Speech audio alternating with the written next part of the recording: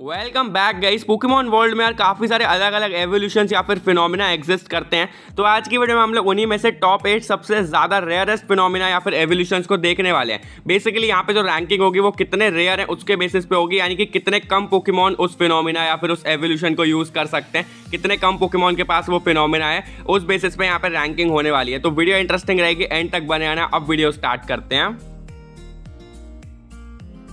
Number 8 पे आता है डायनामैक्स फिनोमिना। इससे हमको गलार के अंदर इंट्रोड्यूस करवाया गया था और ये सबसे ज़्यादा कॉमन फिनोमिना है क्योंकि इसको लिटरली कोई सा भी पोकेमॉन यूज़ कर सकता है। बस तुम्हारे पास एक डायनामैक्स बैंड होना चाहिए, फिर तुम अपने कोई से भी पोकेमॉन को डायनामैक्स कर सकते हो।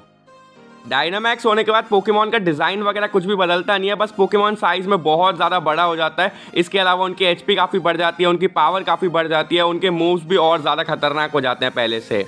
डायनामैक्स फॉर्म किसी भी बैटल में सिर्फ 3 टर्न तक काम आता है, यानी कि 3 टर्न के बाद पोकेमॉन अपने नॉर्मल फॉर्म में आ जाता है 3 बार मूव यूज़ करने के बाद। इसके अलावा पोकेमॉन जर्नीज के तुमने काफ़ी सारे एपिसोड्स में देखा ही होगा डायनामैक्स फिनोमिना। ये काफ़ी स्ट्रॉन्ग है, काफ़ी अच्छा फिनोमिना है, लेकिन हाँ बहुत ज़्यादा कॉमन है क्योंकि इसे कोई सा भी पोकेमॉन यूज़ कर सकता है, इसीलिए लिस्ट में सबसे नीचे आया है।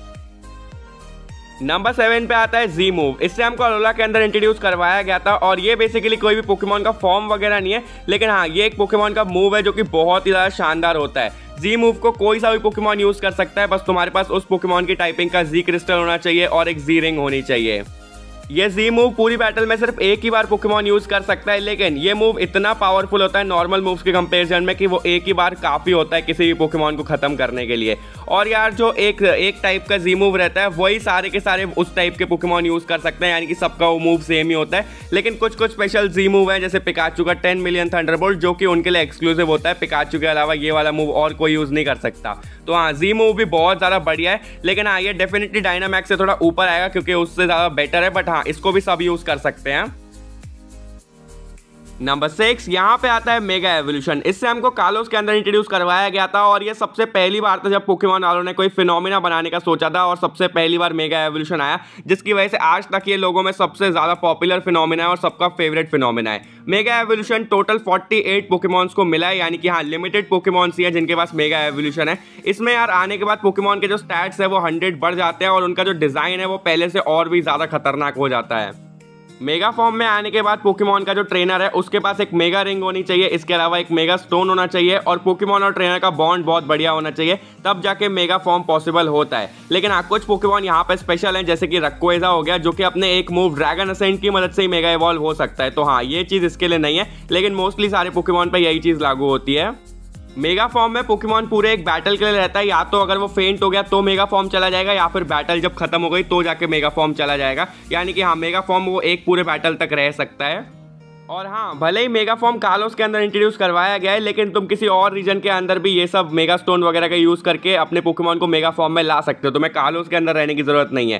कहना पड़ेगा डेफिनेटली यार जो मेगा एवोल्यूशन है बहुत ज़्यादा पॉपुलर और बेस्ट फिनोमिना रहेगा, लेकिन क्योंकि अच्छे खासे पोकेमॉन के पास है, ऑलमोस्ट 50 पोकेमॉन के पास मेगा फॉर्म है, तो इसी वजह से उतना भी ज़्यादा रेयर नहीं रहा, लिस्ट में इससे ऊपर नहीं आ सकता। Number 5 जायगेंटामैक्स form. इससे हमको गलार के अंदर इंट्रोड्यूस करवाया गया था और डायनामैक्स और जायगेंटामैक्स के बीच में यार लोग बहुत ज़्यादा कंफ्यूज रहते हैं। तो मैं यहाँ पे बता सकता हूँ कि जायगेंटामैक्स को यार तुम लोग यार डायनामैक्स का एक अपग्रेडेड वर्जन मान सकते हो।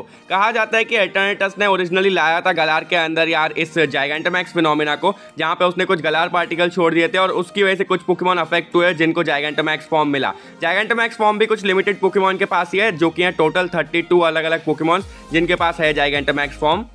जायगेंटामैक्स फॉर्म में आने के बाद पोकेमॉन का जो साइज़ है डायनामैक्स की तरह ही बिल्कुल काफ़ी ज़्यादा बढ़ जाता है, लेकिन यहाँ पर डिज़ाइन जो है वो भी चेंज होता है। डिज़ाइन भी काफ़ी चेंज हो जाता है और मूव्स यहाँ पे भी और ज़्यादा पावरफुल हो जाते हैं पहले से। कहना पड़ेगा मतलब जायगेंटामैक्स फॉर्म भी पोकेमॉन को बहुत ज़्यादा पावरफुल और मस्त सा बना देता है। लेकिन हाँ जायगेंटामैक्स फॉर्म और डायनामैक्स फॉर्म की ये बात है कि इनको तुम सिर्फ गलार के अंदर ही यूज़ कर सकते हो, गलार के बाहर किसी भी रीजन में ये वाले फॉर्म यूज़ नहीं हो सकते। और बता दो जायगेंटामैक्स फॉर्म के लिए भी सिर्फ तुम्हें ट्रेनर के पास एक डायनामैक्स बैंड चाहिए होता है, उसी की मदद से पोकेमॉन जायगेंटामैक्स भी हो सकता है। तो यार ये भी एक बहुत बढ़िया फिनोमिना और टोटल 32 पोकेमॉन के पास है, इसी वजह से मेगा फॉर्म से ऊपर आता है। नंबर 4 यहाँ पे आता है ओरिजिन फॉर्म। ये फॉर्म यार सिर्फ 3 पोकेमॉन्स के पास है और वो पोकेमॉन है सिनो का क्रिएशन ट्रायो, यानी कि गिरेटिना, डियाल्गा और पाल्किया। गिरेटिना के पास ये फॉर्म बहुत पहले से सिनो के टाइम से ही है, जहाँ पे हम जानते हैं उसका ये वाला काफी स्पेशल बढ़िया सा फॉर्म है। लेकिन बाकी दोनों जो पोकेमॉन है डियाल्गा, पाल्किया, उनको भी लेजेंड आरसीएस में फाइनली ये फॉर्म मिल चुका है, ओरिजिन फॉर्म। इस फॉर्म में आने के बाद जो तीनों पोकेमॉन्स का डिजाइन है वो चेंज हो जाता है और इनकी पावर भी पहले से और ज्यादा खतरनाक हो जाती है।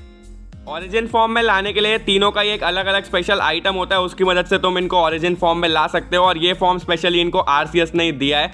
मतलब यार ये फॉर्म कह सकते हो बहुत ही ज़्यादा रेयर है। ये सिर्फ और सिर्फ ये क्रिएशन ट्रायो के लिए एक्सक्लूसिव है और किसी के पास भी पूरे पोकेमॉन वर्ल्ड में ये ओरिजिन फॉर्म नहीं है।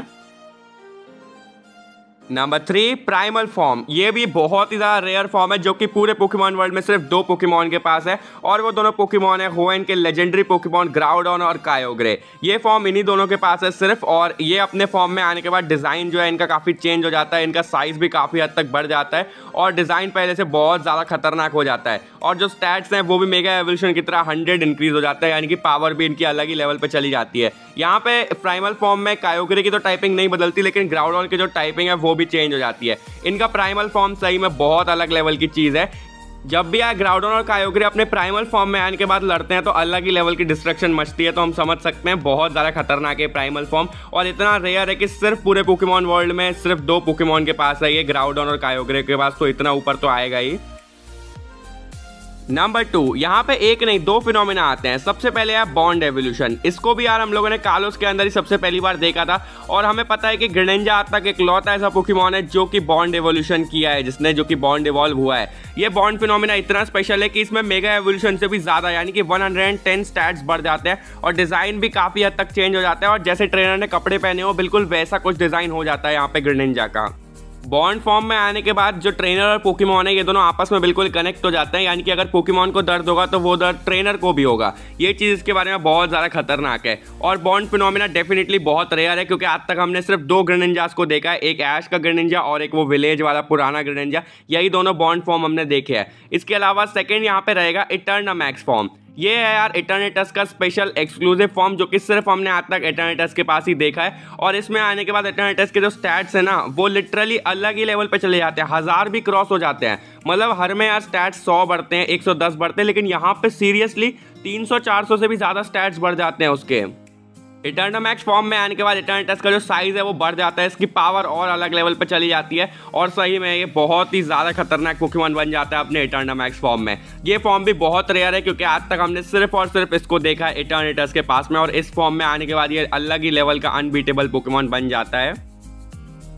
और फाइनली नंबर 1 यहाँ पे आता है अल्फा एवोल्यूशन या फिर अल्फा फॉर्म। इसको हमसे पोकेमॉन लेजेंड आरसीएस के अंदर इंट्रोड्यूस करवाया गया था और लेजेंड आरसीएस के अंदर हम लोगों ने देखा था हिसुई रीजन, जो कि सिनो रीजन का पुराना टाइम है। तो कहा जाता है कि सिनो रीजन में पुराने टाइम पे अल्फा पोकेमॉन रहा करते थे जो नॉर्मल फॉर्म के ज़्यादा बड़े फॉर्म है, मतलब नॉर्मल से वो ज़्यादा बड़े रहते हैं साइज़ में और उनकी आंखें जो है वो लाल में चमकती हैं और ये बहुत ज़्यादा गुस्से वाले पोकेमॉन होते हैं। तो हाँ, ऐसा बताया जाता है कि सिनो के अंदर ही पहले ये अल्फा पोकेमॉन रहा करते थे, काफ़ी स्पेशल पोकेमॉन हुआ करते थे, ये पावर भी बहुत खतरनाक थी इनकी, लेकिन आगे जाके कह सकते हैं एक्सटिंक्ट हो गए, क्योंकि अब तो यार अभी के सिनो रीजन में तुम देखोगे तो हमें कभी भी कोई अल्फा पोकेमॉन वगैरह नहीं देखने मिलता, या फिर ये अल्फा पोकेमॉन क्या है ज़्यादातर लोग किसी को पता भी नहीं रहेगा। तो डेफिनेटली नंबर 1 पे आना यही रहेगा, क्योंकि इतना रेयर है कि अब पोकेमॉन वर्ल्ड में ये फॉर्म बचा ही नहीं है, अल्फा पोकेमॉन अब एग्जिस्ट ही नहीं करते। हमने एनिमे के अंदर कुछ पोकेमॉन ऐसे देखे हैं जिनका साइज नॉर्मल से बहुत ज़्यादा बड़ा रहता है, लेकिन हाँ उनकी आंखें वगैरह ग्लो नहीं करती, और यहाँ पे ये एक बहुत इंपॉर्टेंट चीज़ है अल्फा पोकेमॉन को पहचानने की कि उनकी आंख ग्लो करती हैं।